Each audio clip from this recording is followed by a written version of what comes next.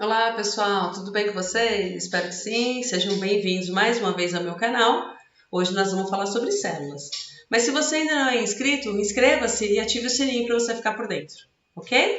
Bom, a parte da biologia que estuda as células é a citologia, que vem do grego cytos, célula, e logos, estudo, tá bom? Então, o estudo da célula. Mas antes de a gente falar um pouquinho sobre o que é a célula, como ela é formada, eu queria falar um pouquinho para vocês de como ela foi descoberta, né? A história da descoberta da célula e quais são os cientistas principais envolvidos nessa situação. A gente tem 4 cientistas, né, envolvidos, um holandês, um inglês e 2 alemães, que tiveram um papel bastante importante na descoberta da célula. O primeiro deles é Van Leeuwenhoek, que foi um holandês, e ele foi responsável pela criação do microscópio. Um microscópio bastante simples, que na verdade era um conjunto de lentes e espelho, mas que permitiu que ele observasse o sangue, água parada, sêmen, e conseguisse observar que existiam micro-organismos presentes ali. O segundo cientista é um inglês chamado Robert Hooke, tá? E ele foi o responsável pela descoberta da célula propriamente dita. Ele pegou aquele microscópio criado pelo amigo holandês, observou um pedaço de cortiça, que é um pedaço de madeira, né, que faz as folhas dos vinhos, e ele percebeu e encontrou lá essas imagens que vocês estão verificando aqui, ó, que parece um monte de furinho, um monte de buraquinho vazio. E foi por isso justamente que ele colocou o nome de célula, na verdade, que vem de cela, que significa vazio, porque ele não imaginava que dentro desses buraquinhos haviam estruturas funcionais, inclusive. Essa descoberta aconteceu algum tempo depois, tá bom? E os outros 2 cientistas que são importantes são 2 alemães, tá? Que se dedicaram a estudar as células, que é o Schlegel e o Schwann, tá? Estudaram tanto a célula animal quanto a célula vegetal e eles estabeleceram o que a gente chama de teoria celular. E o que diz a teoria celular? Diz que todo ser vivo é constituído por célula e que só existe vida dentro de uma célula. Aí você fala para mim, Flávia, mas os vírus, eles não possuem células e são considerados seres vivos. Verdade, são mesmo. Mas como é que acontece a reprodução dos vírus, né? Eles são considerados seres vivos porque eles têm capacidade de se reproduzir, mas eles só conseguem se reproduzir dentro de uma célula de um outro organismo vivo. Portanto, corrobora lá a teoria dos 2 alemães que diz que só existe vida dentro da célula, tá bom? Agora sim a gente vai falar um pouquinho de células. A gente tem na célula basicamente 3 estruturas principais e básicas, que é a membrana, citoplasma e núcleo, tá? A gente aprende isso desde o ensino fundamental. Então, ó, o núcleo tá aqui, esse cara aqui, essa célula é uma célula eucariota, tá? Já explico por quê. E você tem o núcleo, que é onde está todo o material genético do ser vivo. Então, todo o material que carrega as características hereditárias desse organismo está concentrado no núcleo, tá? E vai ser responsável pela transmissão das características hereditárias. A outra parte fundamental da célula é o citoplasma, que é todo esse espaço aqui, tá?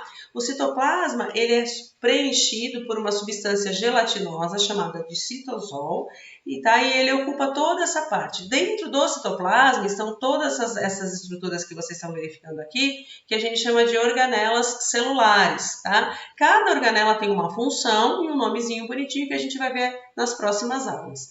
E por último, para organizar essa bagunça toda, para delimitar essa bagunça toda, está a membrana plasmática, que a gente também pode chamar de membrana citoplasmática, tá? Que é quem vai ser responsável por delimitar a célula. Então, ela é formada por uma bicamada de fósforo, lipídio e glicídios, tá?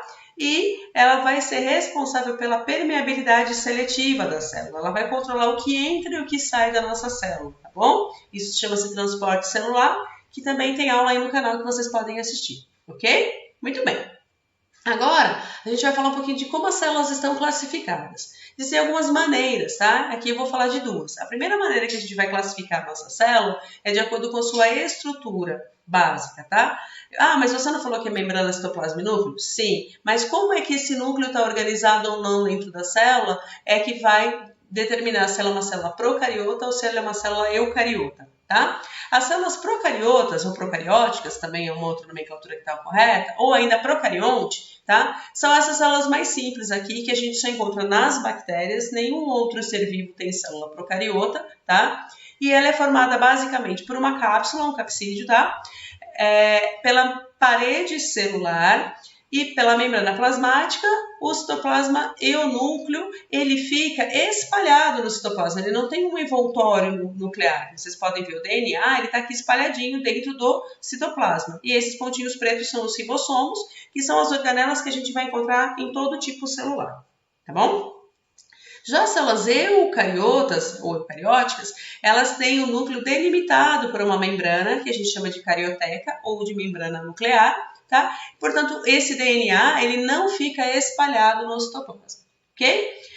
E aí existem outras estruturas aqui. As células eucariotas, elas são mais complexas um pouquinho. As células vegetais, elas possuem também uma parede celular. Só que a parede celular, tá, das células vegetais, ela é formada por uma substância chamada celulose, que é um polissacarídeo, é um açúcar bem complexo, assim, um açúcar mais requintado, tá? Mas essa é a diferença. E a procariótica, ela tem uma parede celular de proteína, tá bom? A gente fala disso mais pra frente, nas próximas aulas, tá bom? Mas é basicamente essa a diferença de uma célula procariota para uma célula eucariota, tá? Muito bem. Mas as células, elas podem, ó, aqui tem, antes de falar, ó, aqui tem uma imagem bem bacana, por quê? Mas a gente consegue visualizar a diferença básica aqui, né, de uma célula eucariota para uma célula procariota. Ó, a célula procariota ela é bastante simples, você tem o DNA aqui espalhado, né, no citoplasma, que é essa parte que está em bege aqui, ó. Já na eucariota, a gente tem a delimitação clara do núcleo aqui, ó, para uma membrana nuclear. E aí você tem o retículo endoplasmático, enfim, todas as outras estruturas que a gente vai conversar num outro momento. Mas dá para a gente visualizar bem aqui, tá? A diferença da célula eucariota para a célula procariota, ok? Muito bem.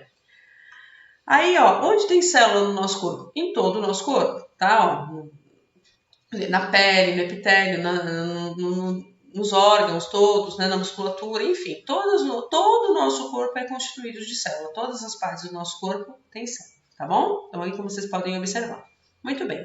E essas células elas vão ser diferenciadas de acordo com a posição local que elas ocupam dentro do nosso organismo, tá? A gente tem as células totipotentes, as células tronco, né? Que são capazes de se transformar em todas as outras células do nosso organismo. Então, a gente tem aqui, por exemplo, uma célula muscular, tá? A gente tem as células vermelhas do nosso organismo, que são do nosso sangue, que são as hemácias. Aqui tem uma célula do intestino, que tem essas microvilosidades, que tem por função colaborar para a absorção de nutrientes. Tá? Então, vocês reparem que de acordo com a posição que ela está, ela vai ter um determinado formato por conta da função que ela tem dentro do nosso organismo. Aqui a gente tem um neurônio, existem algumas formas de neurônios também diferentes, tá bom? Quando a gente estiver estudando sistema nervoso, a gente comenta melhor. A célula cardíaca, que é toda a musculatura estriada aqui da célula cardíaca, tá?